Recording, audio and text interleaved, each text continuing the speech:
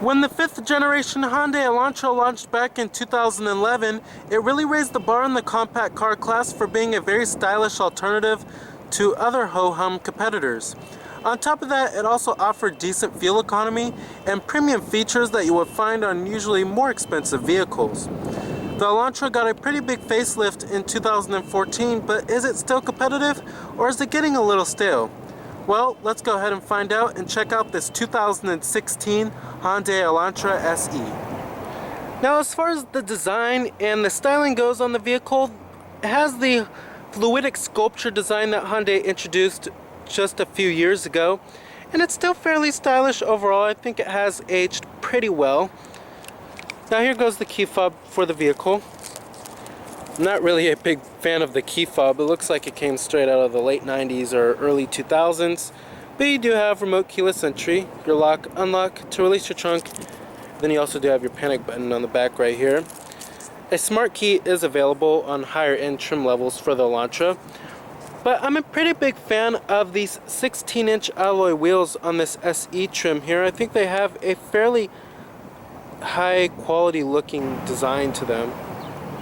Now, there are also no major updates for the Elantra for the 2016 model year. It essentially pretty much remains the same vehicle carried over from the 2015 model year.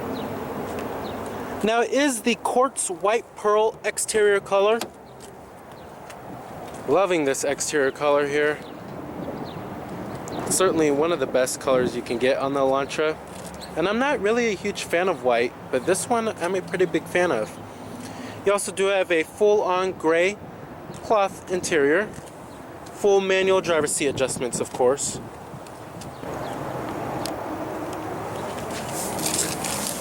Now, stepping on into the interior for the Elantra, step-in height is fairly low. My biggest complaint about this interior, even though it has a decently stylish cabin design and lots of shapes going on everywhere, it's just getting a little long in the tooth.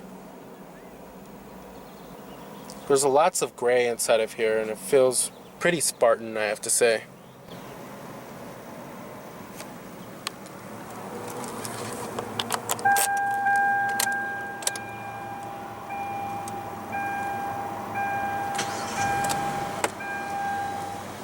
And what you're hearing there is a 1.8 liter inline 4-cylinder.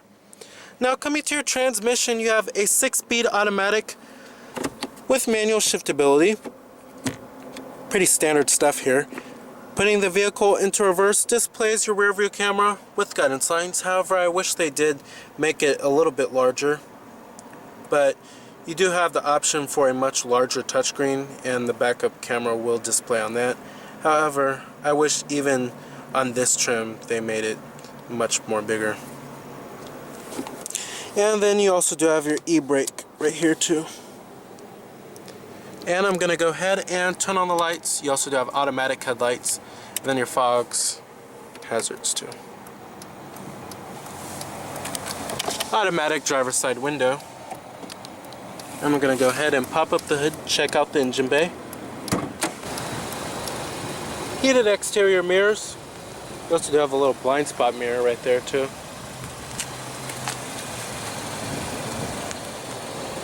Loving these 16-inch alloys.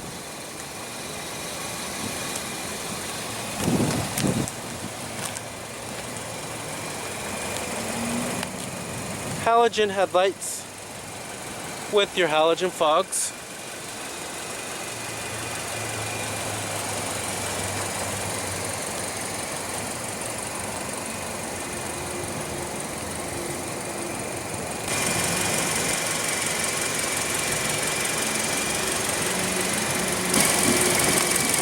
Now, under the hood here, we have a 1.8 liter inline 4-cylinder producing 145 horsepower and 130 pound-feet of torque, with EPA estimates being 28 in the city and 38 on the highway, running on regular unleaded fuel. It is a 16-valve engine, and it is dual overhead cam too. However, the fuel economy is okay, but it does provide so-and-so acceleration. It's kind of average for the class, but it does get the job done. Fuel economy is okay.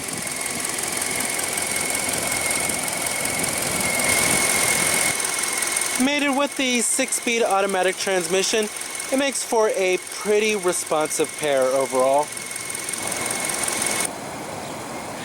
Now, pricing of the vehicle starts at the SE trim, which starts at $17,200. Now, we do have the popular equipment package, which comes with pretty much all of the stuff you expect in a modern day vehicle nowadays. And then you have the limited trim, which starts at $21,650, and then the sport model starts at $21,700. Now, competitors for the Elantra are the vehicles in the compact car class. This includes the likes of the Honda Civic, Toyota Corolla, Dodge Dart, Ford Focus, Nissan Sentra, Volkswagen Jetta, Mazda 3, and Subaru Impreza. Sharp LED taillights are also options on higher end trim levels for the Elantra. You also do have rear reflectors, and then a shark fin antenna and a rear window defroster. There is also a coupe version of the Elantra available, and then a hatchback version called the GT.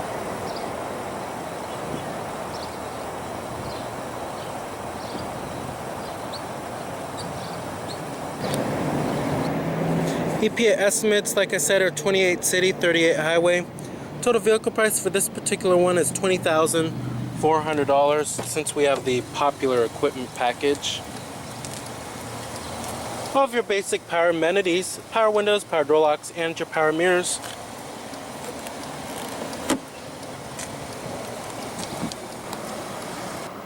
And let's go ahead and rev it up.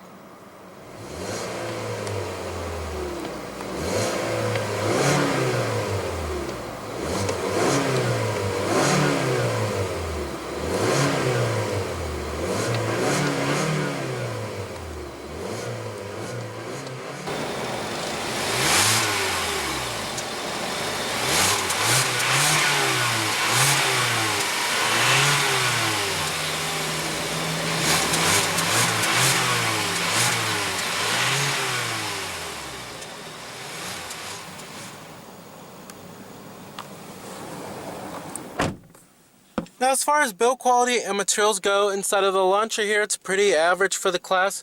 Hard touch upper door panel. Mid door panel at least is wrapped in cloth. Armrest right here is nice soft touch. Soft touch padding on this part of the dashboard. Up here it's hard touch. Soft touch padding, hard touch plastic. It's pretty inconsistent here. It's not a lot of consistency. Hard touch plastic all over on this portion too. Build quality is okay.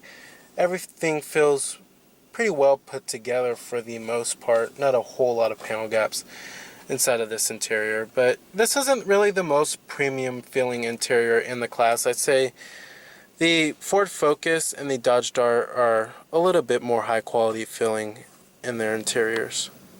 Now, coming to the steering wheel design, it's pretty stylish overall, but it's getting a little long in the tooth, just like the whole rest of the interior pretty much.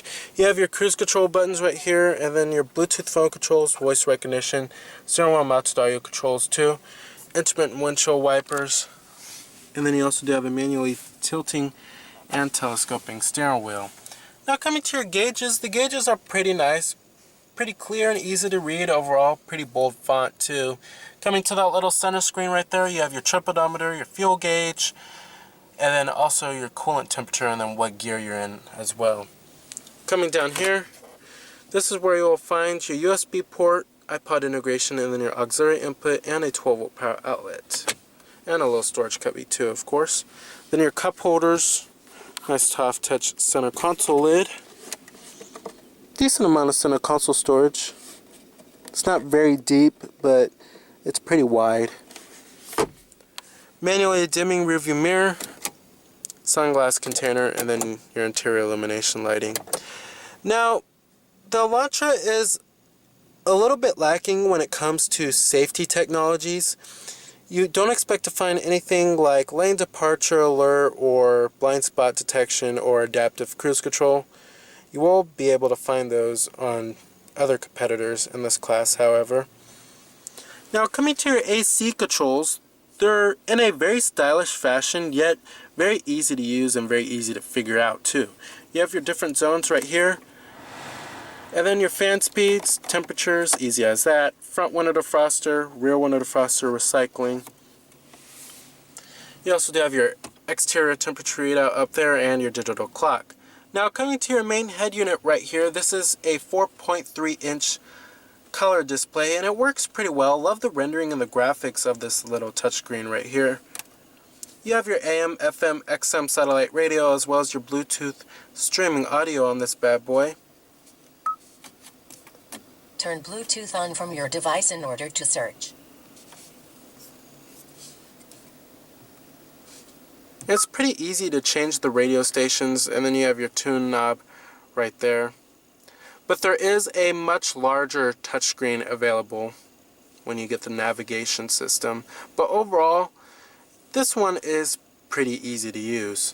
Now coming to the seating comfort, the seats are okay, but they're not the most comfortable seats. They have a little bit of padding to them. Thigh support is okay, but they're just a little on the firm side. Just not the most comfortable seats I've sat in. As far as visibility goes inside of this vehicle, it's not the best in the class either.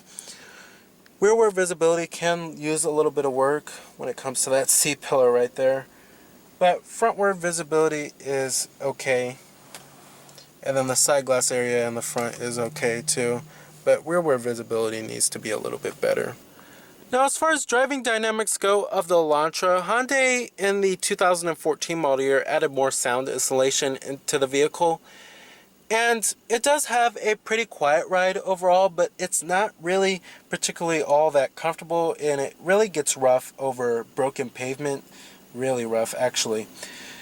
And this vehicle isn't particularly the most engaging to drive in the class, but it's better than some vehicles like the Chevrolet Cruze and the Toyota Corolla. But if you are on the enthusiast-driven side, I would certainly get the Hyundai Elantra Coupe. Now with that being said, the 1.8-liter four-cylinder should be adequate for most drivers, as well as the fuel economy too. However, there are vehicles, other competitors in this class that do have a little bit more oomph. Alright, and I'm going to go ahead and shut it down. Let's go ahead and check out the rest of the vehicle.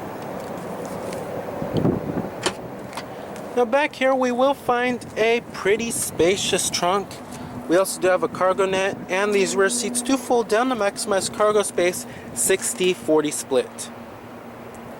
And the trunk has space that of some mid-size sedans actually.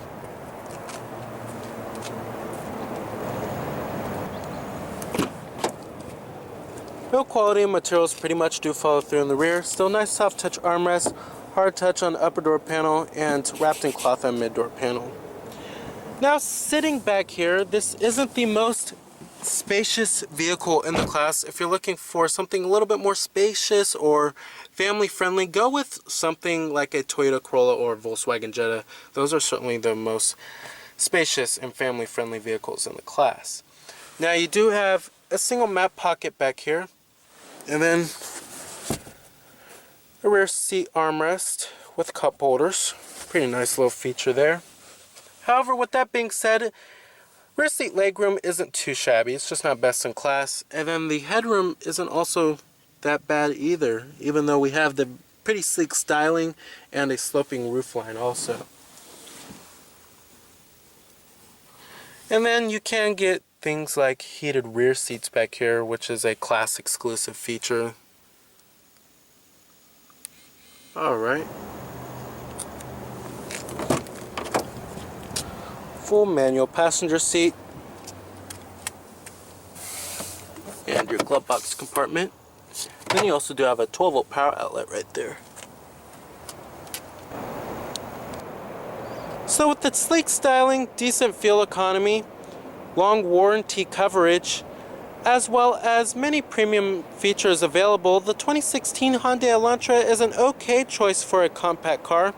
Just don't expect it to offer the most technology in the class. So remember that this is Cameron Birch from Cameron's Car Reviews.